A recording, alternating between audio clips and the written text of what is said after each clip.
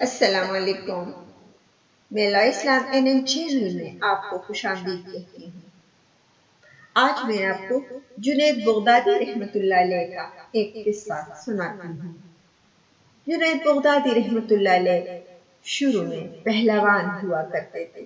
Baghdad میں ان کے مقابلے کا کوئی نہ تھا۔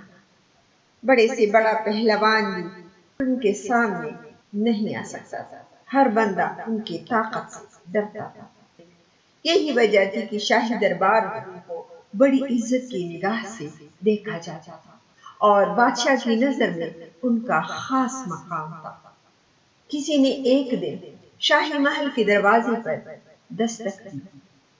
خادم نے آ کر بادشاہ کو بتایا کہ ایک کمزور اور ناتواں شخص دروازے پر کھڑا ہے، جس کا بوسیدہ لباس ہے۔ کمزوری کا یہ عالم ہے کہ زمین پر کھڑا ہونا مشکل ہو رہا ہے۔ اس نے یہ پیغام بھیجا ہے کہ جنید کو میرا پیغام پہنچا دو کہ وہ کشتی میں میرا چیلنج قبول کرے۔ بادشاہ نے حکم جاری کیا کہ اسے دربار میں پیش کرو۔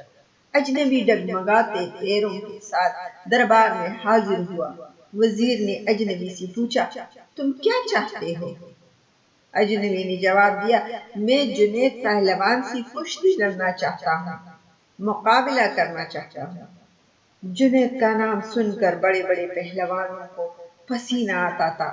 پورے شہر میں ان کے مقابلے کا کوئی نہیں، اور تم جیسے کمزور شخص کا جنید سے کشتی لڑنا تمہاری ہلاکت کا سبب بھی ہو سکتا ہے۔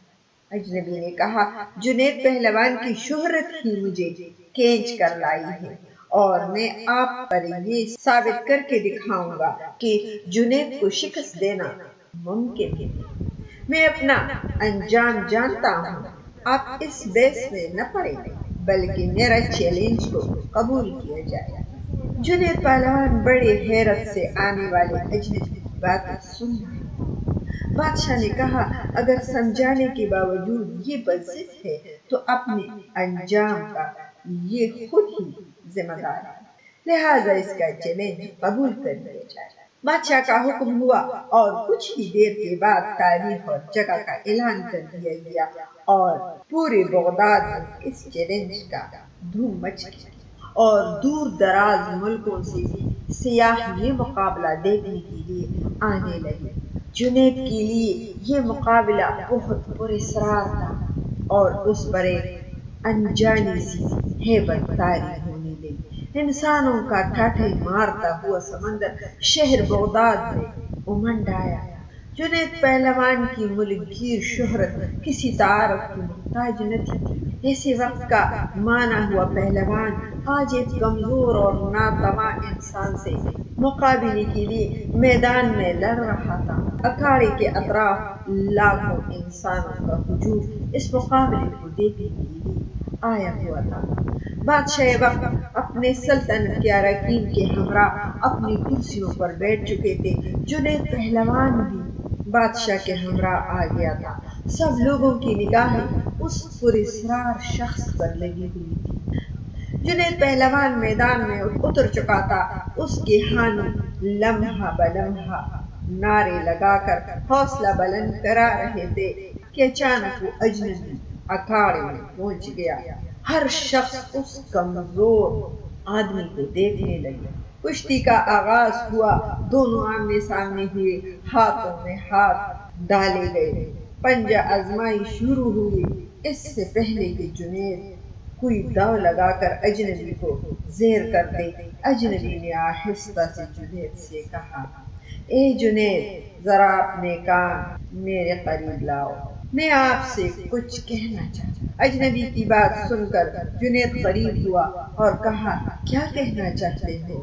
اجنبی بولا، اے جنید، میں کوئی پہلوان نہیں ہوں، زمانے کا ستایا ہوا ہوں۔ میں آل رسول صلی اللہ علیہ وآلہ وسلم ہوں۔ سید گھرانے سے میرا تعلق ہے۔ میرا ایک چھوٹا سا کنبہ کئی ہفتوں سے فاقوں میں مبتلا ہے۔ جنگل میں پڑا ہوا ہوں۔ چھوٹے چھوٹے بچے شدتی بھوک سے بے جان ہو چکے ہیں۔ خاندانی غیرت کسی سے دست سوال نہیں کرنے دیتی۔ سید زادوں کے جسم پر کپڑے پھٹے ہوئے ہیں، بڑی مشکل سے یہاں تک پہنچا ہوں۔ میں نے اس امید پر تمہیں کشتی کا چیلنج دیا ہے کہ آپ کو حضور صلی اللہ علیہ وآلہ وسلم کے گھرانے سے عقیدت ہے۔ آج خاندان نبوت کی لاج رکھ لیجئے، میں وعدہ کرتا ہوں کہ آج اگر تم نے میری لاج رکھی تو کل میدان محشر میں اپنے نانا جان سے عرض کر کے فتح و کامرانی کا تاج تمہارے سر پر رکھوا دوں گا۔ تمہاری یہ قربانی کبھی ضائع نہیں ہونے دی جائے گی۔ اجنبی شخص کے یہ چند جملے جنید پہلوان کی جگر میں اتر گئے۔ اس کا دل گائے قرآن کی اشک بار ہو گئی۔ سید زادے کی اس پیشکش کو فوراً قبول کر لیا اور اپنی عالمگیر شہرت، عزت و عظمت آل رسول صلی اللہ علیہ وسلم پر قربان کرنے میں ایک لمحہ کی تاخیر نہ کی۔ فوراً فیصلہ کر لیا کہ اس سے بڑھ کر میری عزت و ناموس اور کون سا موقع ہو سکتا ہے۔ اجنبی شخص سے پنجہ آزمائی کا ظاہری مظاہرہ شروع کر دیا۔ کشتی لڑنے کا انداز جاری تھا، پنترے بدلے جا رہے تھے کہ اچانک جنید نے ایک داؤ لگایا۔ پورا مجمع جنید کے حق میں نعرے لگاتا رہا، جوش و خروش بڑھتا گیا۔ جنید داؤ کے جوہر دکھاتا تو مجمع نعروں سے گونج اٹھتا۔ دونوں باہم گتم گتا ہو گئے۔ یکایک لوگوں کی پلکیں جھکی، دھڑکتے دل کے ساتھ آنکھیں کھلی تو ایک ناقابل یقین منظر آنکھوں کے سامنے آ گیا۔ جنید پڑا تھا اور خاندان نبوت کا شہزادہ سینے پر بیٹھے فتح کا پرچم بلند کر رہا تھا۔ پورے مجمع پر سکتہ طاری ہو چکا تھا۔ سید زادے کو گود میں اٹھا لیا۔ میدان کا فتح لوگوں کے لیے سروں پر سے گزر رہا تھا۔ ہر طرف انعام و اکرام کی بارش ہونے لگی۔ خاندان نبوت کا یہ شہزادہ بیش بہا قیمتی انعامات لے کر اپنی پناہ گاہ کی طرف چل دیا۔ اس شکست سے جنید کا وقار لوگوں کے دلوں سے ختم ہو چکا تھا۔ ہر شخص انہیں حقارت سے دیکھتا گزر رہا تھا۔ زندگی بھر لوگوں کے دلوں پر سکہ جمانے والا آج انہی لوگوں کے طعنوں کو سن رہا تھا۔ رات ہو چکی تھی، لوگ اپنے اپنے گھروں کو جا چکے تھے۔ عشاء کی نماز سے فارغ ہو کر جنید اپنے بستر پر لیٹا۔ اس کی کانوں میں سید زادے کے وہ الفاظ بار بار گونجتے رہے، آج میں وعدہ کرتا ہوں اگر تم نے میری لاج رکھی تو کل میدان محشر میں اپنے نانا جان سے عرض کر کے فتح و کامرانی کا تاج تمہارے سر پر رکھواؤں گا۔ جنید سوچتا، کیا واقعی ایسا ہوگا؟ کیا مجھے یہ شرف حاصل ہوگا کہ میں حضور سرور کونین حضرت محمد صلی اللہ علیہ وآلہ وسلم کے بزرگ ہاتھوں سے تاج سر پر پہنوں؟ نہیں، میں اس قابل نہیں، لیکن خاندان نبوت کے شہزادے نے مجھ سے وعدہ کیا ہے، آل رسول کا وعدہ غلط نہیں ہو سکتا۔ یہ سوچتے سوچتے جنید نیند کے آغوش میں پہنچ چکا تھا۔ ایک حسین خواب نگاہوں کے سامنے تھا اور گنبد خضرا کا سبز گنبد نگاہوں کے سامنے جلوہ گر ہوا، جس سے ہر سمت روشنی بکھرنے لگی۔ ایک نورانی بستی جلوہ فرما ہوئی، جس کی حسن و جمال سے جنید کی آنکھیں خیرہ ہو گئی۔ در و دیوار کی آوازیں آنے لگی، الصلاۃ والسلام علیک یا رسول اللہ۔ جنید سمجھ گئے کہ تو میرے آقا ہے جن کا میں کلمہ پڑھتا ہوں۔ فوراً قدموں سے لپٹ گئے۔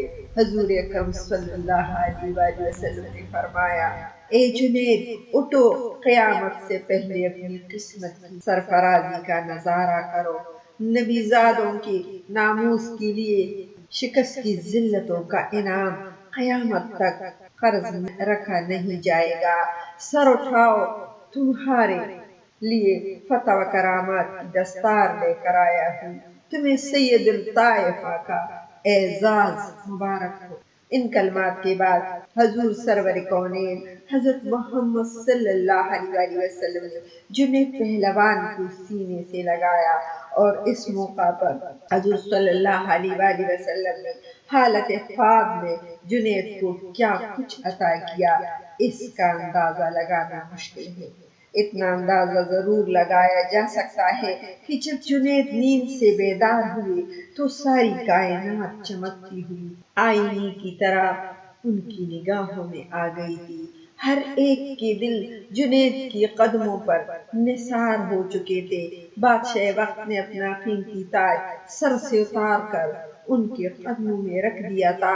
بغداد کا یہ پہلوان آج سید الطائفہ سیدنا حضرت جنید بغدادی کے نام سے سارے عالم میں مشہور ہو چکا تھا۔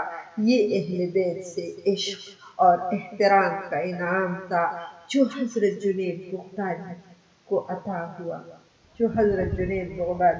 رحمت اللہ علیہ کو عطا ہوا۔ حاضرین کرام، یہ قصہ فارسی کتاب الکشف میں موجود ہے۔ میں امید کرتی ہوں کہ آپ کو یہ قصہ پسند آیا ہوگا۔ آپ اپنا بہت سارا خیال رکھیے گا، اپنی دعاؤں میں مجھے بھی یاد رکھیے گا، اور لا اسلام NN چینل کو لائک اور سبسکرائب کرنا نہ بھولیے گا۔ بامان خدا۔